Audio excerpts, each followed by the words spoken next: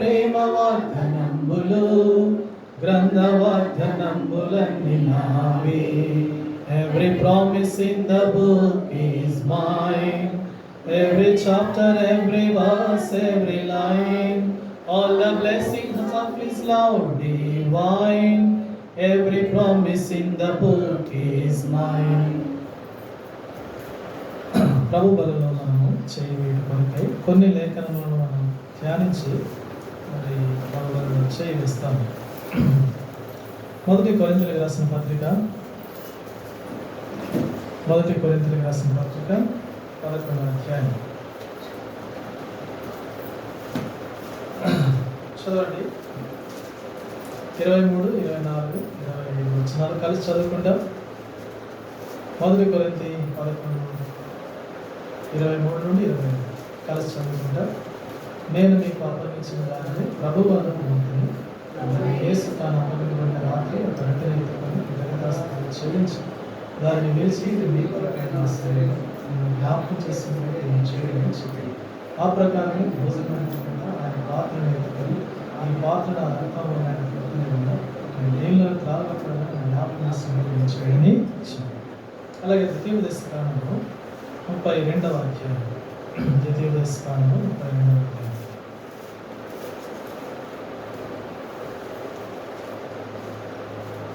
రెండవ వచనం చదువుతాం.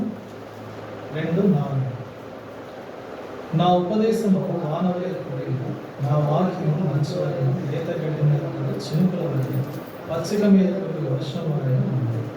నాకు ఆయన ఆశ్రయదుర్గముగా ఉన్నాడు.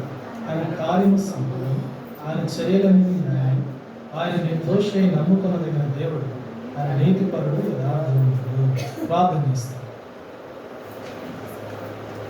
ప్రేమ నమ్మకం కలిగిన ప్రియ పరలోకపు తండ్రి, మీ ప్రియ పాదముల చెంత మరొకసారి సహాయపడుచున్నాం. దేవ ఆరాధించడంలో మీరు మాకెంతో సహాయపడుతూ వచ్చారు. మీ సన్నిధిలో కూర్చునే భాగ్యం ఇచ్చినారు.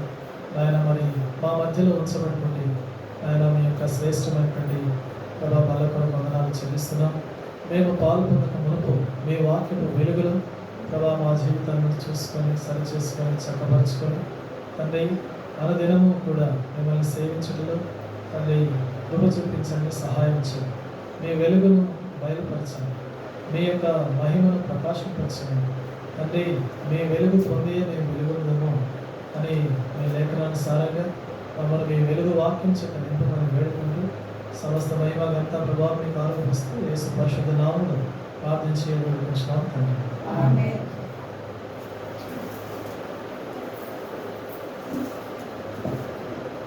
కూర్చోండి సార్, పైన కూర్చోండి, ఇబ్బంది లేకపోతే పైన కూర్చోండి.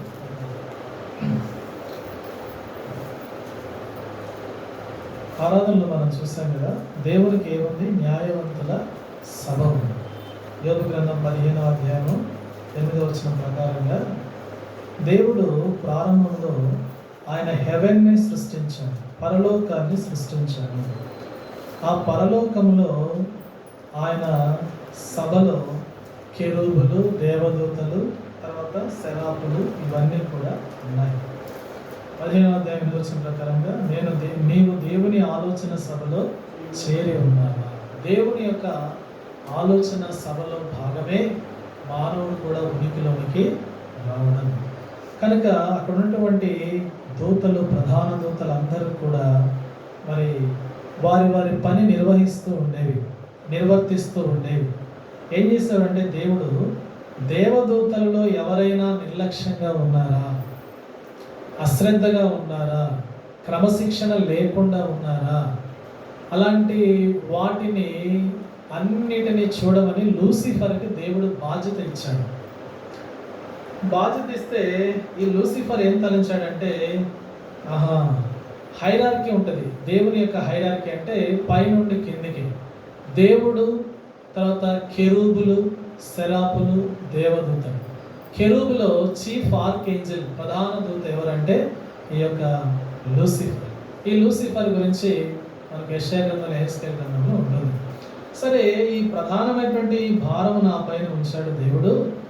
ఒకసారి దేవుడు ఆ సభలోకి రాకుండా ఉంటే ఆయనకు అంతా తెలుసు. దేవునికి ఏం తెలుసు చెప్పండి? మొత్తం తెలుసు. మానవ పరిమితి జ్ఞానం కొంతవరకే. దేవునికి జ్ఞానం అనంతమైనది. ఆయన జ్ఞానము చేతనే సమస్తమును స్థాపించాడు. ఆయనకు అన్నీ తెలుసు. భూమి మనం అనుకుంటాం, మనం చూసి ఒక 20-30 సంవత్సరాలు 40 సంవత్సరాల నుంచి అనుకుంటాం. కానీ కొన్ని వేల వేల వేల సంవత్సరాలు బ్యాక్ వెళ్ళొచ్చు. అబ్రహాము నుండి యేసు ప్రభు వారి దగ్గర నుండి ఇప్పటివరకు దాదాపుగా 4000 సంవత్సరాలు. కానీ సూర్యుడు ఎప్పుడైనా ఆగిపోయాడా తిరగడం? భూమి గుండ్రంగా తిరగడం ఆగిపోతుందా? నిత్యము నడుస్తూనే ఉంటాయి. ఎంత గొప్ప దేవుడు! అటువంటి దేవుని యొక్క స్థలములో ఉన్నటువంటి కెరూబు చీఫ్ ఆర్క్ ఏంజల్ ఏంటిదంటే లూసిఫర్. దేవుడు ఆయన యొక్క ఆలోచనలన్నీ వాటితోటి షేర్ చేసుకుంటున్నాడు, పంచుకుంటున్నాడు. కుటుంబంలో తల్లిదండ్రులు భార్యాభర్తలు ఏ విధంగా మనసు వైపు మాట్లాడుకుంటారో దేవుడు యథార్థవంతుడు కనుక ఆయన ఉద్దేశములన్నిటిని కూడా షేర్ చేస్తున్నాడు. నేను ఇది చేయబోతున్నాను, ఇలా ఉంటుంది. అయితే ఈ దేవదూత ఏం ఆలోచిస్తుందంటే, దేవుడు లేకపోతే నెక్స్ట్ ఎవరు ఉంటారంటే నేనే ఉంటాను అనుకుంటే, ఒకరోజు ట్రినిటీ అంటే ఇదే త్రిత్వము. మన క్రమంలోనే ఇది సరిగా అర్థమవుతుంది. చాలా డినామినేషన్లకు అర్థం కాదు. తండ్రి అయిన దేవునిలో కుమారుడు ఉన్నాడు. కుమారుడైనటువంటి దేవునిలో పరిశుద్ధాత్మ, మూడు కూడా కలిపి తండ్రిలో మిళితమై ఉన్నారు.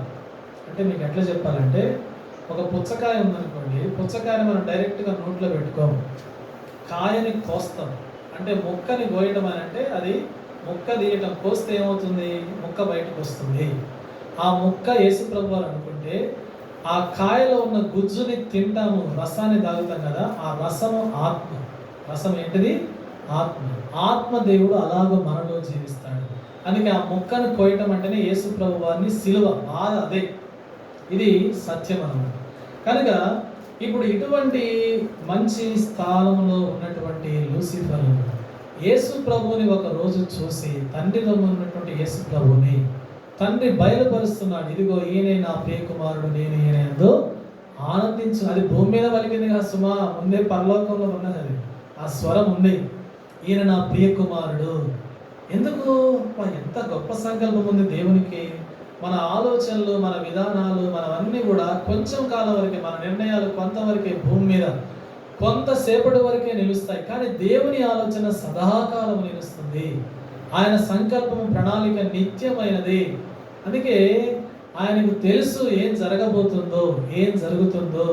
అయితే అపవాది అనుకున్నాడు, నేనే కదా సమస్తానికి, నేను ఏది చెప్తే అది జరుగుద్ది అనుకున్నాడు. దేవుడు ఒకసారి ఇస్తే దాన్ని మళ్ళీ తీసుకోడు. అందుకే వారికి ఏమి ఇచ్చాడంటే, దేవతలకి అమరత్వం ఇచ్చాడు. చనిపోయేది లేదు వాడు. దేవతలకు ఏమి లేదు, మరణము లేదు. ఇట్టి విషయం కాడ సాతానుడు ఆ ప్రియకుమారుడైన యేసుక్రీస్తు వారిని చూసి, ఆహా, నేను పొందాల్సింది ఈయనకు చెందుతుంది కనుక నేను దేవునితోనే పోరాడతానని ఈ రెబల్డ్ అగైన్స్ట్ గాడ్, దేవునికి విరోధంగా ఒక పెద్ద విప్లవాన్ని తీసుకొచ్చాడు. అందుకే దేవదూతలందరినీ తన పక్షం చేసుకున్నాడు. దాదాపుగా 7 రోజులు పరలోకంలో యుద్ధం జరుగుతుంది. కానీ ఎవరు చనిపోవట్లేదు, చావులేదు కదా, ఎవరికి చావులేదు. ఇప్పుడు ఏమైపోయింది? యేసు ప్రభు వారు ఏం చేశారంటే, వారు పోరాడుతూ నిలుచున్నటువంటి బేస్ని తీశాడు. ఆ బేస్ తీసేస్తే వాళ్ళు ఎక్కడొచ్చి పడ్డారు అని అంటే, పేతురు రాసిన పత్రిక 2వ పత్రిక చూడండి. ఆ బేస్ నిలబడే స్థానం లేకుండా చేశాడు అపవాది. అప్పుడు 4:2-4 దేవదూతలు పాపము చేసినప్పుడు దేవుడు వారిని విడిచిపెట్టక పాతాళ లోకమందలి కటిక చీకటి గల ఆ బేస్ పోయింది, నిల్చునే స్థానమే పోయింది, కూలిపోయినాయి మొత్తం. అది మీకు ఇంట్రెస్ట్ ఉంటే వికీపీడియాలో చూడొచ్చు. దాని గురించి ఆర్కేంజల్స్ యొక్క రెబలిజం గురించి మనం చూడొచ్చు. కాబట్టి ఆ బేస్లో నుండి పడిపోయినప్పుడు, బిలములోకి వెళ్ళినప్పుడు అపవాది పాతాళములో ఉన్నాడు. ఈ అపవాది యొక్క ఉద్దేశం ఏంటంటే, దేవుడు ప్రణాళిక చెప్పాడు కదా, నేనేం చేస్తాను, ఆరాధన చెప్పాను కదా, మనిషిని నా రూపములో తయారు చేయబోతున్నాను. ఓ శరాపులు కెరూబులారా, మీరు మాత్రమే కాదు, నన్ను ఆరాధించడానికి నా స్వరూపములో ఒక వ్యక్తిని, నా స్వభావాన్ని ఇస్తున్నాను. అతడు నన్ను ఆరాధిస్తాడు, అతనికి నా సింహాసనం నా పక్కన కూర్చోబెట్టుకుంటాను. అనేటటువంటి విషయాలని తట్టుకోలేక ఈ ఫెల్ట్ జెలస్, బాగా అసూయ పెరిగిపోయింది.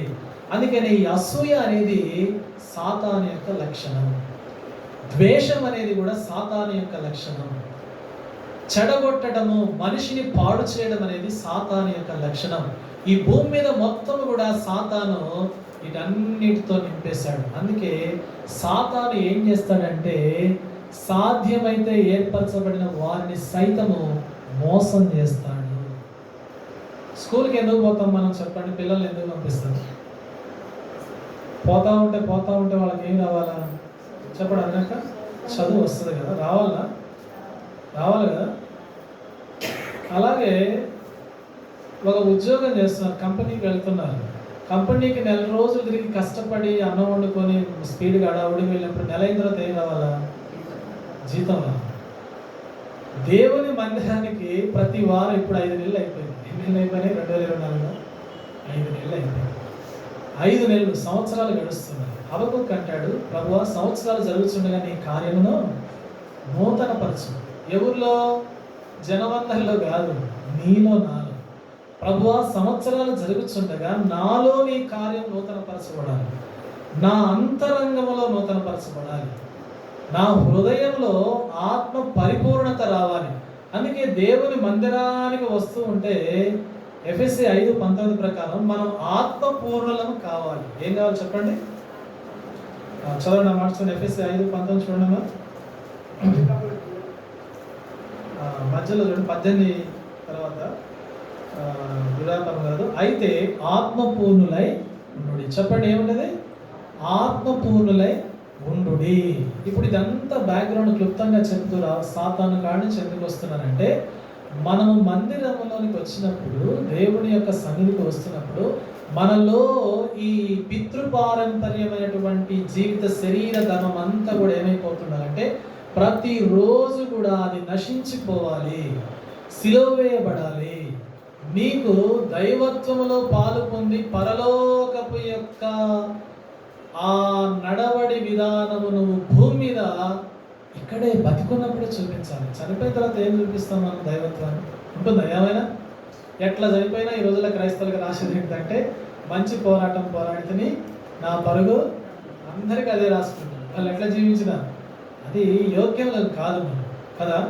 అందుకే ఇక్కడ దేవుని యొక్క వాక్యము ఆయన దేవుడు ఇచ్చినటువంటి వాక్యమును మనము దేవుడు మనకి ఎలా కడుతున్నాడు అంటే, అది ద్వితీయోపదేశకాండం మనం చదివాం కదా 32వ అధ్యాయంలో, నా ఉపదేశము వాన వలె కురియును. వాన ఎలా భూమి మీద కురుస్తుందో దేవుని యొక్క ఉపదేశము ఈరోజు నీ మీద కురిపించేటటువంటి వాడిగా దేవుడు ఉన్నాడు. ఉపదేశము, వాక్యము, ఆయన message. God wants to send you A message. దేవుడు నీకు ఒక ఉపదేశం ఇవ్వాలని ప్రతిరోజు కూడా. అందుకే 32వ కీర్తన 8వ వచనంలో ఏముందంటే, నీ మీద దృష్టి ఉంచి నీకు ఆలోచన. ఎందుకంటే దేవుని ఆలోచన సభ కదా. దేవుని ఆలోచనలు చాలా పవిత్రమైనవి, అవి చాలా ప్రియమైనవి. ఆయన ఒక వ్యక్తిని తయారు చేయాలనుకుంటే ఎంత గొప్పగా తయారు చేయగలడు. ఇబ్బంది కొలిమిలో, శ్రమల పాఠశాలలో, ఏం పాఠశాల అది? శ్రమల ఒడి. ఎంతో గొప్పగా తయారు చేయగలడు. అది మనము గ్రహించలేము. ఆయన యొక్క వాక్యము కృపా వర్షము. అందుకే కృపకు పాత్రుడిగా చేశాడు.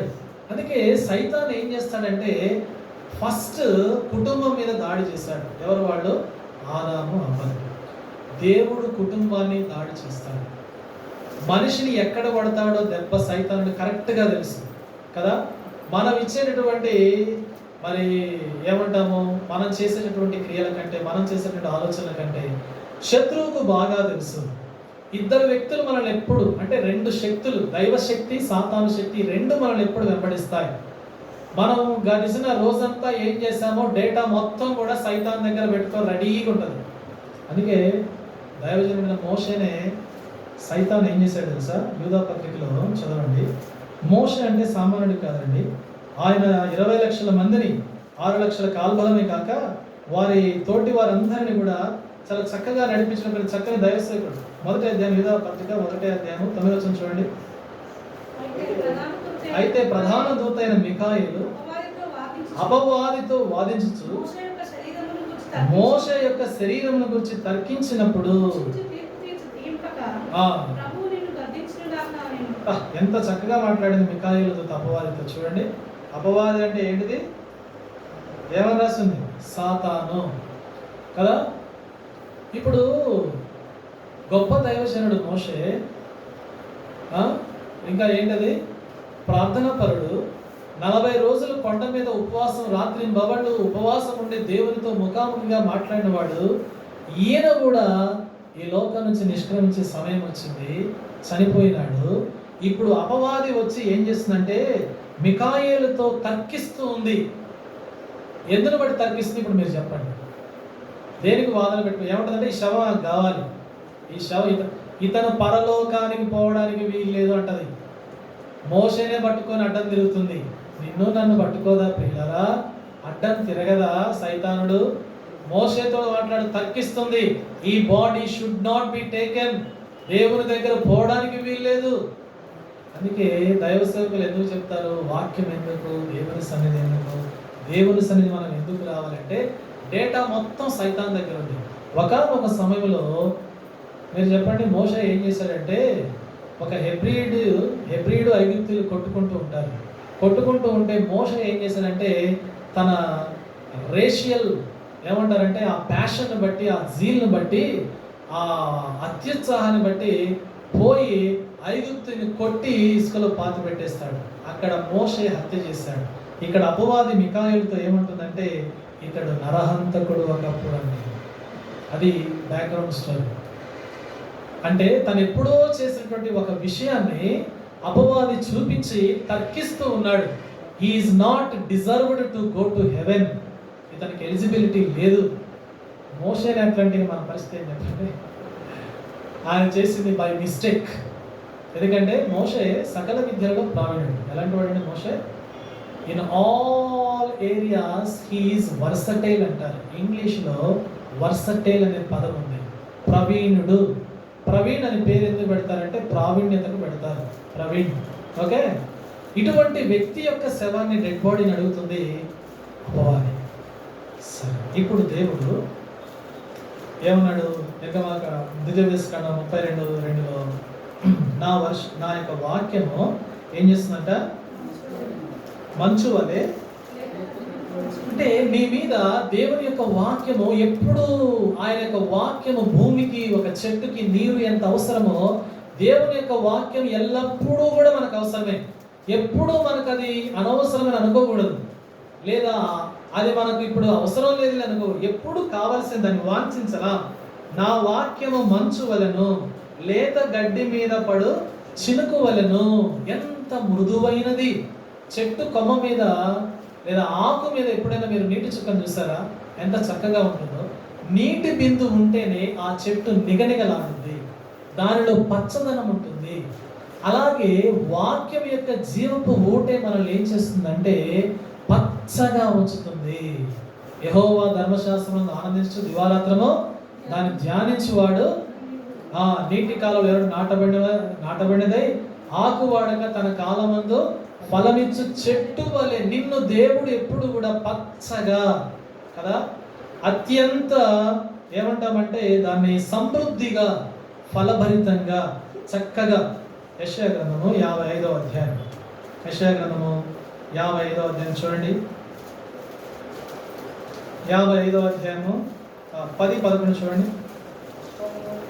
వర్షమును హిమమును ఆకాశము నుండి వచ్చి అక్కడికి ఎలాగో మరలక భూమిని తడుపుతుంది. ఆకాశం నుండి ఏమొస్తుంది? వర్షము, మంచు వస్తున్నాయి. మన మంచు దేశాలు కాదు, వర్షపు దేశాలు. స్కాట్లాండ్, యూరోపియన్ దేశాలు ఎలా ఉంటాయంటే ఎప్పుడు వాళ్ళకి గ్లౌజెస్ వేసుకోవాలి, సాక్స్లు వేసుకోవాలి, కోట్లు వేసుకోవాలి. మనం ఏసీలు ఉంటే వాళ్ళకి హీట్ అయ్యేటువంటి ఏసీలు ఉంటాయి, ఎప్పుడు హీట్ వస్తాయి అన్నమాట. ఓకే, ఇప్పుడు ఆకాశం నుండి బయలుదేరిన మంచు కానీ వర్షం కానీ మరలా బయటకు వెళ్తుందా? దేవుడు నీకు ఒక వర్తమానము తన సన్నిధిలో సిద్ధపరిచి ఉంచితే నువ్వు రాకపోతే అది ఎవరికి పోతుంది? గ్రహించావా? అంటే దేవుని ఆత్మ మన కొరకి పరితపిస్తూ ఉంటుంది. ఇప్పుడు గత పోయిన సీజన్లో రబియా ఖరీఫ్ అన్న, పోయిన సీజన్ ఏంటిది? ఖరీఫ్ సీజన్. 2 సీజన్లు ఉంటాయి, వానాకాలం, వేసవికాలం. పంటలు వేస్తాం కదా. పోయిన వేసవికాలంలో పంటలు వేయలేదు. పంటలు వేసేసరికల్లా ఎందుకు వేయలేదు పంటలు? వాట్ ఈస్ ద రీజన్ అంటే వర్షలేమి. అంటే ఏంటిది? వాతావరణంలో సరైనటువంటి ఋతుపవనాలు లేదా వర్షం రాకపోవడం వల్ల పంటలు పండలేదు. కారణం అదే. వాక్యము లేకపోతే మన జీవితంలో కూడా ఫలము లేనే లేదు. చదవండి ఇంకా ముందుకు వెళ్తే, భుజించు వారికి ఆహారములు కలుగుటకై అవి చిగిర్చి వర్ధిల్లినట్లు చేయను, అలాగే నా నోట నుండి వచ్చు వచనము, ఆయన నోట నుండి వచ్చే మాట, దేవుని యొక్క నోట నుండి వచ్చే వాక్యము, మాట, వచనము మనను ఫలింపజేస్తుంది. అందుకే ప్రియులారా, దైవ సన్నిధి నుండి మొట్టమొదటిగా దేవుని యొక్క ప్రియమైనటువంటి తన రూపమైనటువంటి ఆదాము అవ్వల్ని సైతానుడు దాడి చేశాడు. ఏదైనా తోటలోకి సర్పముగా వచ్చాడు. వచ్చి వారిని ఏం చేశాడంటే వారి కుటుంబం పైన దాడి చేశాడు. వారిని అవిధేయులుగా మార్చేస్తూ వచ్చాడు. గాడ్ ఈజ్ డిలిజెంట్ అంటే కడు జాగరూకతతో పనిచేసేవాడు. దేవుడు ఎంత శ్రద్ధతో ఆసక్తితో పనిచేసేవాడు. కనుక అపవాది ఆదాము అవ్వల దగ్గరికి వచ్చేసి వారి కుటుంబం పైన దాడి చేసింది. వాక్య రక్షణ భద్రత కవచమే లేకపోతే శత్రువు మనల్ని దాడి చేస్తాడు. ముప్పేట దాడి. 3 రీతిలుగా మన పైన దాడి జరుగుతుంది ప్రతిరోజు. నెంబర్ 1, ఫస్ట్ నీ శరీరం నిన్ను శోధిస్తుంది. నెంబర్ 2, లోకము నిన్ను శోధిస్తుంది. ఈ 2 అపాయాలను తప్పించుకుంటే సైతానుడు నీ దృష్టిని పట్టుకుంటాడు. నీ దృష్టిని పట్టుకొని, నాయన నువ్వు చూడాల్సింది వాక్యం కాదు, దా లోకం బయటికి రా, ప్రపంచంలోకి రా, ఇది చూడు, అది చూడు, లోకాన్ని చూడు. అందుకే ఈ వాక్యము వినకుండా, వాక్యము దగ్గరికి రాకుండా, నిజంగా చెప్పాలంటే ఐగుప్తు దేశంలో ఇశ్రాయేలీలు 430 సంవత్సరాలు కఠిన కర్కశమైనటువంటి ఫరో యొక్క క్రూరత్వానికి వారు బలైపోతూ ఉన్నారు. ఆ సమయాల్లో దేవుడు అమ్రాము యాకోబులకి మోషేని ఇచ్చాడు. ఇప్పుడు సైతాను ఉద్దేశం ఏంటంటే దేవుని ప్రజలపైన ఎల్లప్పుడూ దాడి చేయడం. ఏం చేస్తుంది చెప్పండి? దేవుని ప్రజలపైన ఎల్లప్పుడూ దాడి. అందుకే మీరు చూడండి, ఇశ్రాయేలు దేశంలో బాంబు వేలం రోజు అంటూ ఉండదంట చరిత్రలో. ఇశ్రాయేల్ దేశంలో యూదుల దగ్గర ఏముంటుందంటే వాళ్ళ దగ్గర బాంబు పేలలేదు ఈ రోజు అంటే గ్రేటేగా, ఎప్పుడు బాంబులు వేలుతూనే ఉంటాయి. ఆ యూదా దేశాన్ని ఇశ్రాయేల్ దేశాన్ని ఎప్పుడు కూడా, ఎందుకంటే వీళ్ళ నుంచి వీళ్ళలోనే రక్షకుడు పుట్టొద్దు, మనుషులు దేవుని సన్నిధికి రావద్దు, మనుషులు దేవుని వాక్యాన్ని చదవద్దు, మనుషులు దేవుని దగ్గరికి రావద్దు. దాడి ఖండితముగా కూర్చుంటాడు. మికాయేలు దగ్గర కూర్చున్నాడు కదా, ఏమని?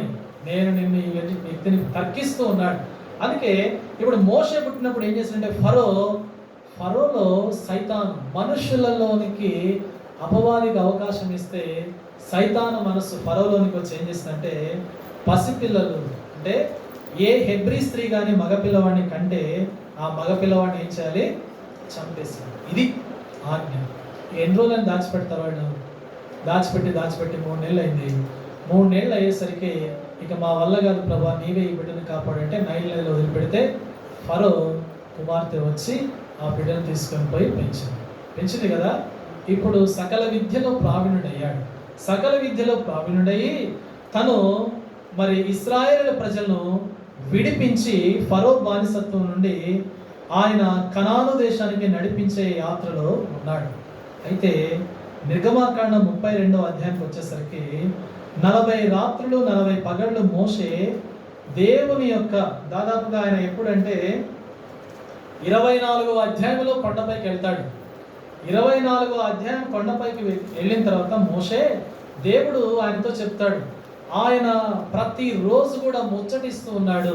ఇశ్రాయేలు ప్రజలకి వాక్యము కావాలి, వారి కట్టడలు కావాలి, సమాజంలో ఎలా నివసించాలి, ఏ విధంగా ప్రవర్తించాలి, అవన్నీ కూడా ఆయన నేర్పి 2 రాతి పలకలు, వాటిని ఇంగ్లీష్లో ట్యాబ్లెట్స్ అంటారు. మనం వాడే ట్యాబ్లెట్స్ ఉన్నాయి కదా, వేసుకునే ట్యాబ్లెట్స్ కాదు, పిల్లలు వాడే ట్యాబ్ని ట్యాబ్లెట్ అంటారంటే రాతి పలకలు.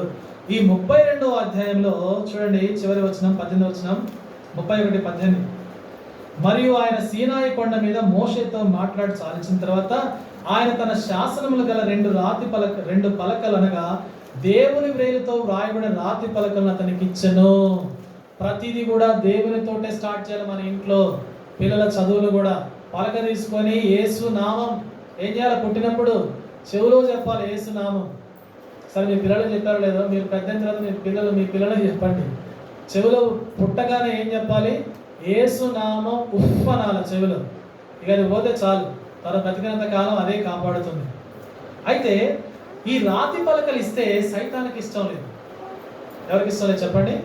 అంటే రాతి పలకల్లో దేవుని వెలుగుతో దైవవాక్యం రాసి మొత్తం కూడా దాదాపుగా 24వ అధ్యాయం కానించి వారు నాకు పరిశుద్ధులుగా ఉండాలి, పరిశుద్ధ స్థలం నిర్మించాలి, నా కొరకు ఇలా ఉండాలి, ఇలా చేయాలి, అర్పణలు ఇవ్వాలి, ఇవన్నీ రాసినటువంటి ధర్మశాస్త్రం అంతా దీన్ని ఓరల్ ట్రెడిషన్ అంటారు యూదులు. తోరా 2 రిటర్న్ ట్రెడిషన్ ఉంటుంది, ఓరల్ ట్రెడిషన్ ఉంటుంది. అయితే ఓరల్ ట్రెడిషన్లో నోటి మాటల చేత ఆయన చెప్పినటువంటి ఆ ట్రెడిషన్ మొత్తాన్ని కూడా ఉంచి ఆ రిటర్న్లో రాతి పలకల మీద రాసిన ధర్మశాస్త్రాన్ని మోషకిచ్చి సిద్ధం చేసి ప్రజల కాడికి పంపిస్తే ప్రజలు ఎలా ఉన్నారండి? సైతానికి ఏమి ఇష్టం లేదంటే వాక్యము ప్రజల దగ్గరికి చేరుకోవడము అడ్డుకుంటాడు. అందుకే ఆయన కొండ మీదకి పోయేసరికల్లా కింద అహరోను ఏం చేశాడు? దూరింది సైతాన్. ఏం చేస్తుంది? ప్రజలకు ఈ మోషే ఎక్కడికి వెళ్ళాడు మాకు తెలియదు కనుక కిందికి దిగొచ్చేసరికల్లా వారికి ఉండకూడనటువంటి ఒక దూడ వారిలోకి వచ్చేసింది. ఇప్పుడు అక్కడ చూస్తే అందరూ మంచిగా ఆహారం వండుకొని త్రాగి వస్త్రహీనులై, మరి బైబిల్ అడిషనల్ కామెంటరీస్లో ఏమన్నారంటే they do not have naked, వాళ్ళు వస్త్రహీనులుగా ఉన్నారు, ఇష్టానుసారంగా ఎగురుతూ తాగుతూ ఆటలాడుతూ జీవిస్తూ ఉన్నారు.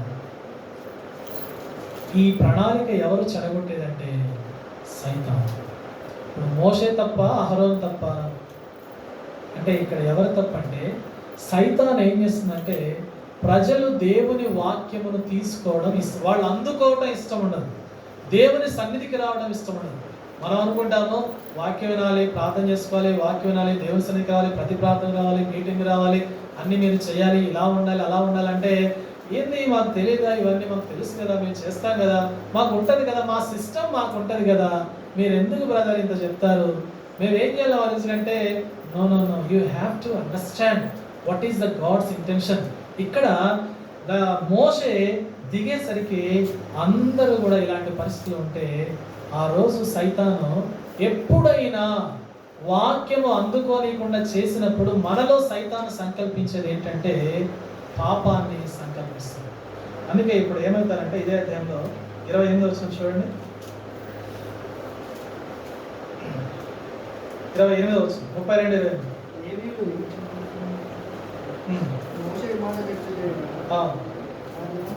లేవీయులు మోషే మాట చొప్పున చేయగా ఆ దినమున ప్రజలలో ఇంచుమించు 3000 మంది చనిపోయారు. ఎందుకు? లేవీయులు ఏం చేశారు అంటే మోషే చెప్పాడు ఎవరైతే యెహోవా పక్షం ఉన్నారో వారు నా వైపు రండి అని చెప్పాడు, మిగతా వాళ్ళు రాలేదు. తద్వారా ఇంచుమించు 3000 మంది ఏమైపోయారు? చనిపోతూ వచ్చారు.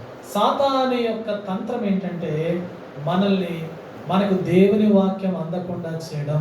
ఇలానే ప్రపంచ చరిత్రలో మనం చూసినట్లయితే ఈ ఆర్సిఎం అంటే రోమన్ క్యాథలిక్ మిషనరీ కూడా ఏం చేసేదంటే దేవుని వాక్యాన్ని ప్రజలకు ఇవ్వకుండా వాళ్ళు దాచిపెట్టారు ఒరిజినల్ బైబిల్. అందుకే వాళ్ళు ఇప్పుడు కూడా వాళ్ళ చర్చలో చూడండి పాప సంకీర్తన అని ఉంటుంది, జపాలు ఉంటాయి. ఫాదర్ దగ్గరికి వెళ్ళి ఫాదర్ దగ్గర ఒప్పుకోవాలి పాపాలు. చూడండి ఎవరి దగ్గర ఒప్పుకోవాలి? నేను చూసిన స్వయంగా ఫాదర్ కుర్చీ వేసుకొని ఆ ప్రాంగణంలో కూర్చుంటే వీళ్ళు పక్కన మోకాలు వేసి ఫాదర్ నేను ఈ తప్పు చేశాను ఆ తప్పు, ఆయన దగ్గర ఒప్పుకుంటారు. అట్లా చేశారు. కానీ చరిత్రలో 1500 సంవత్సరంలో మార్టిన్ లూథర్ అనేటువంటి ఒక గొప్ప దైవ సేవకుడు ప్రభు పక్షాన్ని నిలబడ్డాడు. ఎవరైనా? Martin Luther. అందుకని మార్టిన్ లూథర్ ఏం చేశాడంటే ఒరిజినల్ బైబిల్ని బయటకు తీసుకొని వచ్చాడు. దేవుని వాక్యం ఈరోజు నీకు నాకు విరివిగా అమ్మబడుతుంది, దొరుకుతుందంటే ఆరిజిన్ ఎవరంటే మార్టిన్ లూథర్. ఆయన ద్వారానే వచ్చింది లూథరన్ మినిస్ట్రీ లేదా లూథరన్ మిషనరీ. ఆంధ్రాలో వివిధ ప్రాంతాల్లో ఎక్కువగా లూథరన్ చర్చెస్ ఉంటాయి. ఎవరు దీనికనంటే ఆయువు ఎవరంటే మూలం ఎవరంటే మార్టిన్ లూథర్.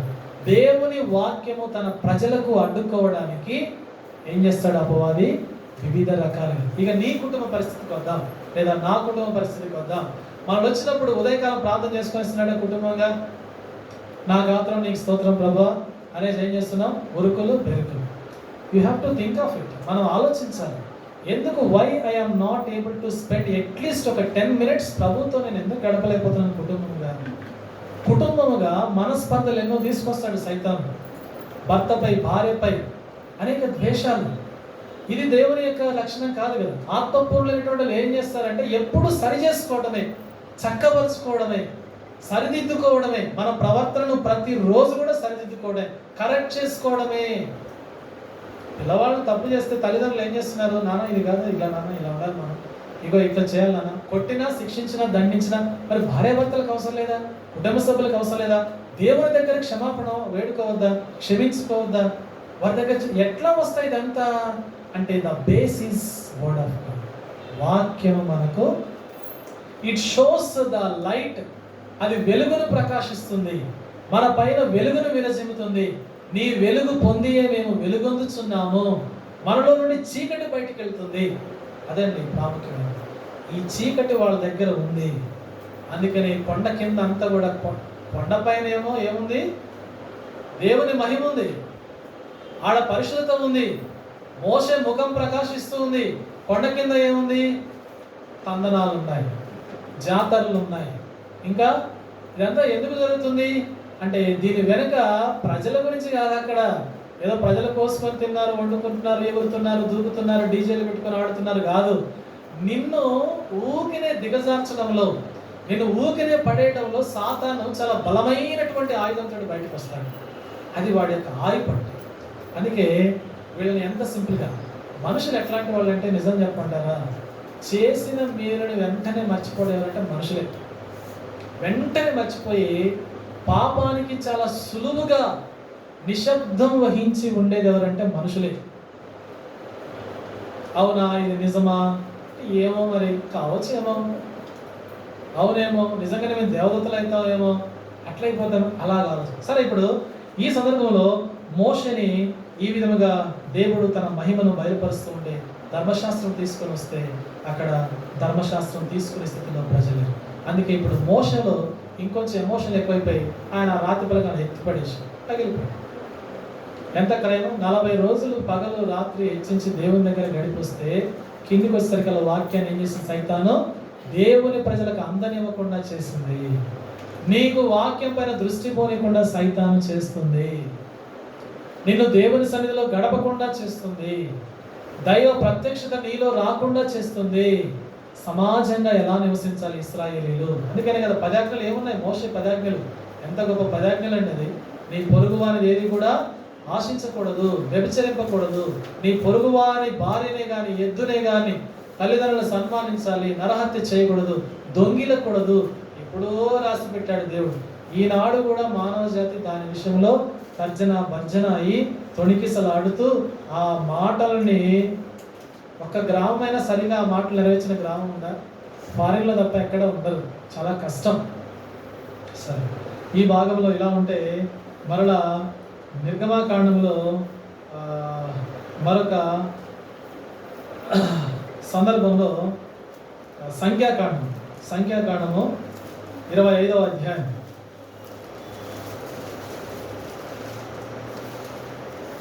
సంఖ్యాకాండం 25వ అధ్యాయము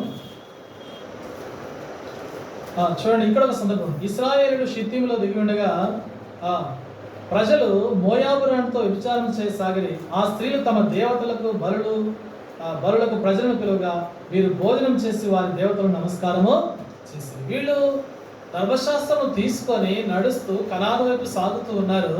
కానీ ఇక్కడ షిత్తీము దగ్గరికి వచ్చేసరికి అలా ఏమవుతూ ఉన్నారంటే, ఈ ప్రజలు మోయాబు వ్యక్తులతో మోయాబు మైదానంలోకి ప్రవేశించారు. మోయాబు మైదానంలోనే ఇప్పుడు ఈ లోకం మోయాబు మైదానమే లోకం. అందుకనే సైతానుడు ఇప్పుడు పాపాన్ని ఎక్కడ తెచ్చాడంటే, ఒకప్పుడు టీవీలు ఉండేవి, రేడియోలు ఉండేవి, అవన్నీ పోయి ఇప్పుడు డైరెక్ట్గా సెల్ ఫోన్ ద్వారా దగ్గరికి పక్కలోనే వచ్చి పెట్టాడు సైతాను. అంటే దేవుని వాక్యం నీకు ఎంత దగ్గరైందో దానికంటే ముందుగా అపవాది మన దగ్గరికి వస్తాడు. ఎందుకు? నిన్ను మోసం చేయాలి. చదవండి ప్రకటన గ్రంథము 12వ అధ్యాయం. ప్రకటన గ్రంథము 12వ అధ్యాయం చూడండి 9వ వచనము. కాగా సర్వలోకమును మోసపుచ్చుచు. మనం ఎక్కడున్నాం? లోకములో ఉన్నాం. ఎక్కడున్నా చెప్పండి. ఒక దైవసేవుడు అడిగాడంట, సంఘం ఎక్కడుంది? లోకములో ఉంది. లోకం ఎక్కడుంది? సంఘములో ఉన్నది. లోకములో ఎవరున్నాం? మనమే ఉన్నాం. సర్వలోకమును ఏం చేస్తున్నాడు? మోసపుచ్చుతున్నాడు. ఎవరైనా కావచ్చు, దానికి మనం ఎవరం కూడా అనర్హులం అనేది ఏమి లేదు. అపవాదనియు సాతాననియు పేరు గల ఎక్కడ మోసం చేసింది? ఆదిలోనే. 2వ కొరింథీయులకు రాసిన పత్రిక 11వ అధ్యాయం. 2వ కొరింథీయులకు రాసిన పత్రిక 11వ అధ్యాయం 2వ వచనం. దేవాసక్తితో మీ ఎడల ఆసక్తి కలిగి ఉన్నాను, ఎందుకనగా పవిత్రురాలైన కన్యకనగా ఒక్కడే పురుషుని కనగా క్రీస్తుకు సమర్పింపవలని మిమ్మల్ని ప్రదానం చేసింది. కానీ సర్పము తన కుయుక్తి చేత హవ్వను మోసపరిచినట్లు మీ మనస్సులను చెరుపుతాడు. మన మనస్సులను, మన ఆలోచనలను లేదా మన హృదయమును కలుషితము చేస్తాడు. దేని ద్వారా అంటే వాక్యములు అనేక సంగతులను ఇప్పుడు చూపించడానికి సమయం లేదు. ఈర్ష, ద్వేషము, కపటము, అసూయ, లేకపోతే దైవ ఏమంటారు భక్తిహీనత, ఇవన్నిటిని మనల్ని తీసుకొచ్చి మనల్ని మోసం చేసి మన మనస్సులను చెరిపివేసి అపవాది మనల్ని దాడి చేస్తూ ఉంటాడు. సరే, ఇదొక సందర్భం. ఇక తర్వాత దేవుని ప్రజలను అంతం చేయాలని ఎస్తేరు గ్రంథంలో కూడా ఒక మాట ఉంటుంది, చూస్తామండి. ఈ యొక్క హామాను కూడా ఏం చేస్తారంటే, ఎవరైతే యూదులు ఎవరైతే ఉన్నారో వీరందరినీ కూడా సంహరించాలి, దేవుని ప్రజలు రక్షకుడు అందులో నుండి రాకూడదు. ఇదే సాతాను యొక్క ఉద్దేశం. 3వ అధ్యాయం చూడండి, ఎస్తేరు గ్రంథం 3వ అధ్యాయము. ఎస్తేరు గ్రంథము 3వ అధ్యాయం చూడండి, 1వ వచనం. ఈ సంగతులైన తర్వాత రాజైన అహష్వేరోషు అమ్మోదాత కుమారుడగు అగాగీయుడునగు హామాను గణపరిచి వాని హెచ్చించి వాని పీఠమును తన దగ్గరనున్న అధిపతుల కంటే ఎత్తుగా నుంచెను. అగాగీయుడు ఎవరు? అగాగీయుడు అంటే ఎక్కడైతే మరి సమూయేలు చెప్పినట్లుగా 1 సమూయేలు గ్రంథము 15వ అధ్యాయంలో ఏ విధంగా సమూయేలు సౌలుకు చెప్పాడు, నీవు అమాలేకీయుల్ని పూర్తిగా వారిని చంపివేయమని ఆజ్ఞయిస్తూ వచ్చాడు, చంపలేక వదిలిపెట్టినాడు. అలాగున చూడండి 1 సమూయేలు 15వ అధ్యాయము 9వ వచనం. సౌలును జనులను కూడి అగాగును గొర్రెలలోను ఎడ్లలోను క్రొవ్విన గొర్రె పిల్లలను మొదలైన వాటిలో మంచి వాటిని నిర్మూలన చేయక. ఇప్పుడు ఆ రాజు నుంచారు, మంచి వాటిని ఉంచారు. ఇప్పుడు హామాన్ ఎక్కడి నుంచి పుట్టాడు? అగాగీయుడిలో నుంచి పుట్టాడు. అంటే అపవాది ఏ విధంగా అయినా దేవుని, అందుకని హామాన్ ఏం చేశాడంటే యూదా ప్రజలందరినీ కూడా ఎక్కడి నుంచి అంట, అహష్వేరోషు కాలంలో చదవండి, హిందూ దేశం మొదలుకొని 1వ అధ్యాయం 1వ వచనంలో హిందూ దేశం మొదలుకొని కూషు దేశం వరకు 127 సంవత్సరాలు ఉన్నటువంటి యూదులందరూ కూడా చచ్చిపోవాల్సినటువంటి ఆజ్ఞ తీసుకొచ్చాడు సైతాను. ఎవరి ద్వారా? హామాను ద్వారా. అంటే దేవుని ప్రజల పైన ఎటు కూడి ముప్పేట దాడి చేయటము సాతానుకున్నటువంటి ఇంట్రెస్ట్. నువ్వు పరలోకానికి వెళ్ళకూడదు. అందుకే అక్కడ ఇశ్రాయేలులు అక్కడ షిత్తీములో ఏ విధంగా పాపం చేస్తున్నారో వారి పాపములు దేవునికి చాలా బాధ కలిగిస్తూ వస్తాయి. చూడండి 1 తిమోతికి రాసిన పత్రిక 5వ అధ్యాయము 24 చూడండి. 1 తిమోతి 5:24. కొందరి పాపములు తేటగా బయలుపడి న్యాయపు తీర్పునకు మనకంటే ముందుగానే పాపాలు ఉరుకుతున్నాయంట. ఇక చూడండి ఎట్లుందో పరిస్థితి కదా. ఎవరు కొందరు అంటే రక్షణ పొందినటువంటి వారు, లేదా రక్షణకు తెలిసి కూడా ఉన్నటువంటి వారు, సమీపముగా ఉన్నటువంటి కొందరి పాపములు తేటగా బయలుపడి న్యాయ తీర్పునకు ముందుగా నడుచున్నవి, మరికొందరి పాపములు వారి వెంట వెళుచున్నవి. ఎలా వెళ్తున్నాయంట? వారి వెంట వెళుతున్నాయి పాపములు. కాబట్టి ఇలాగూ సైతానుడు మనల్ని ఎన్నో రీతులుగా దాడి చేస్తూ ఉంటాడు. అందుకనే వాక్యాన్ని చేరనివ్వడు. ఇంకొకటి బలమైనటువంటి కారణం ఏంటంటే సైతానుకున్నది, యేసు ప్రభు వారు భూమి మీద జన్మిస్తున్నాడు అనేది కూడా తట్టుకోలేదు. అందుకే హేరోదు రాజు ఏం చేశాడు? 2 సంవత్సరాల నుంచి కింద ఉన్న పిల్లలందరినీ కూడా చంపమని ఆజ్ఞ ఇస్తూ వచ్చాడు. ఇదంతా కారణం ఎందుకు? వీళ్ళు దైవత్వంలోనికి రావద్దు, దేవ స్వభావంలోనికి రావద్దు, ఆత్మపూర్ణులు కావద్దు. ఏం కావద్దంట? మనం ఆత్మపూర్ణులు కావద్దు. మత్తయి సువార్త చదవండి. మత్తయి సువార్త 2వ అధ్యాయము చదవండి, 17వ వచనం లేదా 16వ వచనం. ఆ జ్ఞానులు తను అపహసించరని హేరోదు గ్రహించి బహు ఆగ్రహం తెచ్చుకొని వివరముగా తెలిసిన కాలం బట్టి బెత్లెహేములో దాని సకల ప్రాంతంలోను తక్కువ వయసు గల మగపిల్లలందరినీ, ఈ హేరోదు ఎంత క్రూరుడు అంటే తన సొంత కుమారుడు కూడా చంపుకున్నాడంట. అటువంటి భయంకరమైనటువంటి ఏం కలిగిన వాడు? అధికార వాంఛ కలిగిన వాడు. ఇది సైతాను యొక్క లక్షణం. అందుకనే హేరోదు ఏం చేశాడంటే, ప్రభు ఎక్కడైనా పుడతాడేమో, యూదుల రాజుగా జన్మించిన వాడు, ఆయన రాజ్యం పోతే సింహాసనం పోతే అనుకున్నాడు. కానీ సైతాను అలాగ కూడా రక్షకుడిని ఏం చేస్తూ వచ్చింది?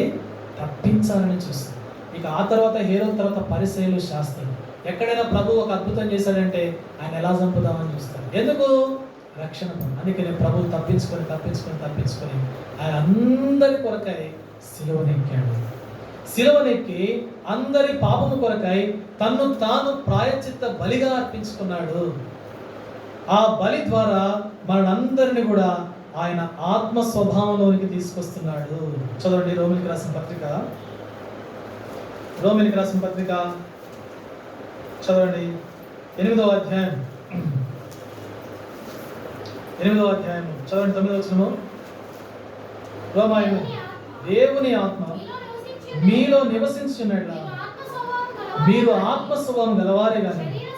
ఇప్పుడు మనం పరిశీలించుకోవాలి, ప్రభువా నాలో ఏది పనిచేస్తుంది, నా ఆత్మ ఏ స్థితిలో ఉంది కదా. ఫారిన్ గడియారాలేమో దే ఆర్ వాకింగ్ అంట, ఇండియన్గా దే ఆర్ రన్నింగ్ అంట. ఫారిన్ గడియారాలు ఏంటి? Foreign watches are running, Indian watches are walking అంట. అలాగనే దేవుల్లో మన ఆత్మ ఏ స్థితిలో ఉంది మనం పరీక్షించుకోవాలి. ఇది చాలా serious matter. How I am కదా, నా ఆత్మస్థితి. దేవుని ఆత్మ మీలో నివసించుతున్న మీరు ఏ స్వభావం కలిగిన వారు? ఆత్మస్వభావం. అంటే ఒక తాసుభావం కనుక కుసం ఏ విధంగా విడిచిపెడుతుందో మనలో ఉన్నటువంటి శరీర కార్యములన్నీ కూడా ఒలిచివేయబడాలి. ఏం చేయబడాలి చెప్పండి? మార్చివేయబడాలి, విడిపించబడాలి. అలా అయితేనే, అలా కష్టపడితేనే ఆ పరలోక రాజ్యంలో మనం అడుగు పెడతాం. లేకపోతే అడుగు పెట్టడం చాలా కష్టమైపోతుంది. ఇక దేవుని చిత్తం, దేవుని యొక్క ఉద్దేశం మన చేతిలో లేదు. అలాగే దేవుని ఆత్మ మీలో ఆత్మ స్వభావం, ఆత్మ పూర్ణతలోనికి రావాలి. కనుక సైతానుడు నిన్ను అడ్డగిస్తాడు. నేను పోనీనంటే పోనీనంటాడు. దేవుని మందిరానికి ఆదివారం వెళ్తా అంటే నో, నువ్వు వెళ్ళడానికి వీలేదు. ఇదిగో ఈ పని సంగతి ఏంటి, ఈ కుటుంబం సంగతి ఏంటి, ఈ పని అక్కడ అట్లుంది, అది ఇట్లుంది, ఇది ఎట్లా, ఎలా నువ్వు. ఇక రానున్న దినాల్లో ఆదివారం కూడా, సండే వర్షిప్ టైం కూడా మిస్ అయితే జాగ్రత్త కదా. అందుకే మన యొక్క ఆత్మీయ జీవితాన్ని కాపాడుకోవడం దేవుడు మనకే ఇచ్చాడు, అవకాశం మనకి ఇచ్చాడు, దేవుని వాక్యము ద్వారా ఇచ్చాడు. దేవుని యొక్క వాక్యము నిన్ను ఎంతవరకు ఆత్మపూర్ణుడిగా చేస్తుంది. ఇంకా చదవండి ఇదే అధ్యాయంలో 12వ వచనం చూడండి. కాబట్టి సహోదరులారా, శరీరానుసారంగా ప్రవర్తించుటకు షిత్తీములో అందరూ కూడా శరీరానుసారంగా ప్రవర్తిస్తూ ఉన్నారు. లోకములో అంతా శరీరమే పనిచేస్తుంది. అయితే నువ్వు శరీరాన్ని ఆత్మ ద్వారా జయించాలి. అందుకే నీలో దైవాత్మ చేత నింపబడాలి. దేవుని ఆత్మ నీలో పనిచేయాలి. 14వ వచనం చూడమ్మా. దేవుని ఆత్మ చేత, దేవుని ఆత్మ మనము దేవుని ఆత్మ చేత నడిపించాలి. నీకు ఎఫెసీయులకు రాసిన పత్రిక 5:19వ అధ్యాయంలో మీరు ఆత్మపూర్ణులై ఉండుడి. అయితే ఆత్మపూర్ణులై ఉండుడి. ఆత్మపూర్ణత మనం నేర్చుకోవాలి. దేవుని సన్నిధిలో ప్రతి ఆదివారం దేవుడు దాదాపుగా ఇప్పుడు 6వ నెలలో ప్రవేశించాం. ఎంతో కష్టమైనటువంటి ఎండలు, ప్రతికూల పరిస్థితులు, ఎన్నో వ్యాధులు, బలహీనతలు, కష్టాలు అయినా ప్రభువు మనల్ని పొడిగించి, ఆయుష్కాన్ని పొడిగించి ముందుకు నడిపిస్తూ వచ్చాడు. ఎందుకు? ఆత్మ పూర్ణత్వం, పరిపూర్ణులు కావాలి. ప్రభు ఏమని ప్రార్థన చేస్తాడు? మీరు పరిపూర్ణులు కావాలి. యోహాను సువార్తలో చదవండి. యోహాను సువార్త 17వ అధ్యాయం. యోహాను సువార్త 17వ అధ్యాయం చదవండి. 18వ వచనం నుండి. నీవు నన్ను లోకంలో పంపిన ప్రకారం పంపితిని, వారును సత్యము ప్రతిష్ఠ చేయబడినట్లు మరియు నీవు నన్ను పంపితివని లోకము నమ్మునట్లు తండ్రి, నా యందు నీవును నేనును ఉన్నలాగున వారును మన యందు ఏకమై ఉండవలని వారి కొరకు మాత్రం నేను ప్రార్థన చేయట్లేదు. వారు వాక్యము వలన నా యందు విశ్వాసం ఉంచి వారు అందరూ ఏకమై ఉండవలని వారి కొరకు నేను ఏం చేస్తున్నాను? వాక్యము ద్వారా అందరూ కూడా ఏకమై, నేను నీవు ఏకమై ఉన్నలాగున నీవు నా ప్రజలు ఏకమై ఉండాలని దేవుని యొక్క సంకల్పం. అందుకే అట్టి ఆత్మ స్వభావాన్ని ఈ శరీరంలో ఆయన ప్రారంభించి ఆత్మ కార్యాన్ని జరిగిస్తూ ఉన్నాడు. అనుదినం మనల్ని ఆత్మ పూర్ణులుగా చేయాలని, ఆత్మీయులుగా మార్చాలని, ఆత్మ బలము ఇవ్వాలని, ఆత్మ ద్వారా బలపరచబడాలని, ఆ ఆత్మ ద్వారానే అన్ని అక్కరలు తీర్చాలని, ఆత్మ ద్వారానే నీకు సహాయం చేయాలని దేవుడు ఆ ఆత్మ ద్వారా ఎంతో కృప చూపుతున్నాడు. కనుక ప్రియులారా, మనల్ని మనం పరీక్ష చేసుకున్నాం. ప్రభు దగ్గర నేను ఎలా ఉన్నానో, నాలో ఉన్నటువంటి నా యొక్క ఆత్మీయ జీవితం ఏ స్థితిలో ఉంది?